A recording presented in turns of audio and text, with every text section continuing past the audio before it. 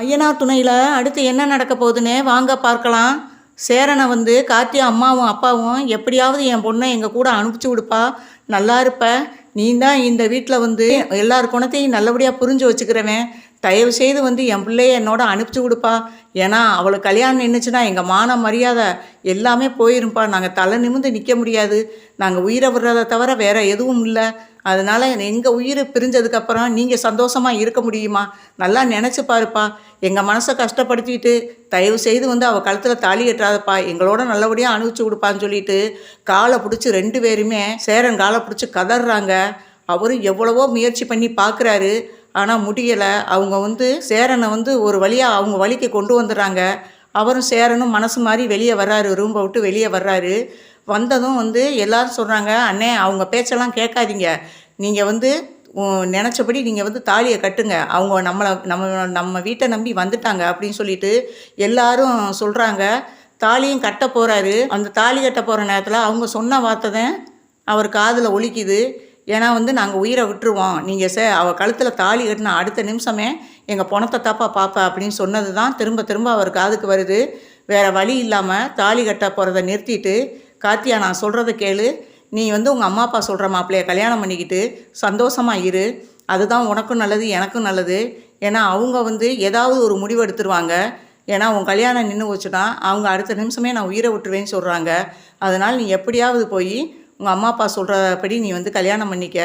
ஏன்னா அவங்க மனசை கஷ்டப்படுத்தி அவங்க செத்ததுக்கு பின்னாடி அப்படி ஒரு வேளை அவங்க உயிரை விட்டுட்டாங்கன்னா நம்ம வாழ்க்கை எப்படி சந்தோஷமாக இருக்கும் அப்படின்னு சொல்லி சேரன் வந்து சொல்லிவிட்டு அனுப்பி விட்றாரு. கார்த்தியா எவ்வளவோ அழுகுறாங்க, கதறாங்க, கண்ணீர் வடிக்கிறாங்க. சேரன் அது கொஞ்சம் கூட மசியலை. நீ போப்பா அப்படின்னு சொல்லிட்டு வேகமாக ரூமுக்குள்ளே போய் கதவை சாத்திக்கிறாரு. சோழன், பாண்டியன், பல்லவன் எல்லாரும் சொல்லி பார்க்குறாங்க. நிலா, நடேசன் எல்லாருமே, ஏண்டா அறிவு இருக்காடா உனக்கு? இந்த பிள்ளை எவ்வளோ நம்பி வந்த பிள்ளை இப்படி அனுப்புறியாடா? இவ நாடமாறதெல்லாம் நீ நம்பி அவளோட அந்த பிள்ளையை அனுப்பி வைக்கிறியே, இதெல்லாம் உனக்கு நல்லாவாடா இருக்குது அப்படின்னு சொல்லிட்டு நடேசன் எவ்வளவோ திட்டி பார்க்குறாரு. அவர் கதவை சாத்திக்கிட்டு வெளியவே வரல. கார்த்தியாவை கூட்டிகிட்டு போயிடுறாங்க வீட்டுக்கு. கூட்டிகிட்டு போயிட்டு அங்கே நல்லபடியாக அவங்க நினச்சபடியே சதீஷோட வந்து அவங்களுக்கு திருமணம் நல்லபடியாக முடியுது. கல்யாணம் நல்லபடியாக நடந்து வீட்டுக்கு கூட்டிகிட்டு வர்றாங்க. அந்த நேரம் அந்த வழியாக வந்து சைக்கிளில் போகிறாரு சேரன். அதை பார்த்ததும் சுக்கு நூறாக ஒடிஞ்சிருது அவருக்கு. மாலையும் கழுத்துமா வர்றாங்க பொண்ணு மாப்பிள்ளையும். அதை பார்த்துட்டு அவர் வேலைக்கு போக முடியாமல் வீட்டுக்கு வந்துடுறாரு. திரும்பி வந்ததும் நிலா பார்க்குறாங்க. எல்லாமே சோழன், பல்லவன், பாண்டியன் எல்லாருமே வீட்டில் தான் இருக்காங்க. பார்த்துட்டு ஓன்னு வந்து நிலா கையை பிடிச்சி அழுகிறாரு. கார்த்தியா என்னை விட்டு போயிடுச்சுமா அப்படின்னு சொல்லிட்டு அழுகிறாரு. அப்போ வந்து நிலா சொல்கிறாங்க, இதைத்தானே நாங்கள் சொன்னோம், உங்களால் தாங்க முடியாது அப்படின்ட்டு. கார்த்தியாவும் உங்களை போராடி தானே பார்த்தாங்க, நீங்கள் தானே வந்து அவங்க அம்மா அப்பா பேச்ச கேட்டு விட்டு கொடுத்தீங்க, அப்போ அதை ஏற்றுக்கிறதானே வேணும். இன்னி வந்து நீங்கள் அழுதியோ புலம்பியோ எதுவும் ஆக போகிறதில்ல. அதனால் நீங்கள் நல்லபடியாக வந்து இனிமேல் உங்கள் மனசை தேத்திக்கிறதான் நல்லது. அதனால் இனிமேல் வந்து கார்த்தியாவை மறந்துடுங்க அப்படின்னு அவங்களும் எவ்வளவோ சொல்கிறாங்க. என்னால் முடியலையப்பான்ட்டு ஓன்னு அழுகிறாரு. அண்ணன், தம்பி எல்லாரும் வந்து தம்பியெல்லாம் எல்லாரும் வந்து ஆறுதல் சொல்கிறாங்க. நடேசன் வந்து திட்டுறாரு, இப்போ எங்கடா போச்சு உனக்கு? அப்பயே அந்த பிள்ளை காலத்தில் தாலி கட்டுன்னு எல்லாரும் சொன்னோம், கேட்கல. அவள் கஸ்தூரி பேச்சையும் தனசேரன் பேச்சையும் கேட்டுக்கிட்டு அந்த பிள்ளையை அனுப்பி விட்டுட்ட. இப்போ கல்யாணம் முடிஞ்சதும் உன்னால் தாங்க முடியல, உட்காந்து கண்ணீர் வடித்தா அதுக்கு யாரும் ஒன்றும் பண்ண முடியாது. இனி மனசை நீ தேத்திக்க. எப்படி மனசார அவளை அனுப்பிச்சி விட்டியோ அதே மாதிரி உன் மனசையும் தேத்திக்கிற வழியை பாரு. நம்ம சீக்கிரத்தில் ஒரு பொண்ணு பார்ப்போம் அப்படின்னு சொல்லிட்டு நடேசனும் சொல்லிட்டு போயிடுறாரு. இங்கே பார்த்தா அழுகையை நிப்பாட்டவே இல்லை.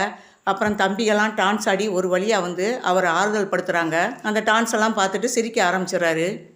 ஒரு வழியாக ரூமில் போய் எல்லோரும் நைட்டு படுத்துடுறாங்க. படுத்த பிறகு சேரனுக்கு தூக்கமே வரல. அதை நினச்சி அவர் தம்பியெல்லாம் தூங்கின பிறகு அழுதுகிட்டே படுத்துருக்காரு. நம்ம எப்படி இதை தாங்க போகிறோம்? இந்த பிரிவை நம்மளால் தாங்கவே முடியலையே. இவ்வளோ நாளாக வந்து கார்த்தியா வந்து நம்மளை விரட்டிக்கிட்டு வரையிலாம் ஒன்றும் தெரியலை, மாமான்னு சொல்லையெல்லாம் ஒன்றும் தெரியலை. ஆனால் இன்னொருத்தனுக்கு வந்து அவங்க தாலி கட்டணும், அதில் இருந்து நம்ம மனசு ஏன் இந்த பாடுபடுது அப்படின்னு சொல்லிட்டு இவர் ஒரு தப்பான முடிவுக்கு போகிறாரு சேரன். நம்மளால் கார்த்தியாவையும் மறக்க முடியாது. அதனால் வந்து இனிமேல் வந்து ஏன்னா நம்ம கோலத்தனத்தினால கார்த்தியாவை அனுப்பிச்சி விட்டுட்டோம், நம்மளாலையும் அதை வந்து ஏற்றுக்கிறவும் முடியலை. என்ன தான் நம்ம தம்பியை சந்தோஷப்படுத்தி சிரித்தாலும் நம்ம கார்த்தியாவை ஏன் மறக்க முடியலையே அப்படின்னு சொல்லிட்டு அவர் வந்து ஏதாவது நம்ம முடிவை நம்ம தேடிக்கிடுவோம் அப்படின்னு சொல்லிட்டு அவர் ஒரு தப்பான முடிவை நோக்கி போய்கிட்டு இருக்காரு.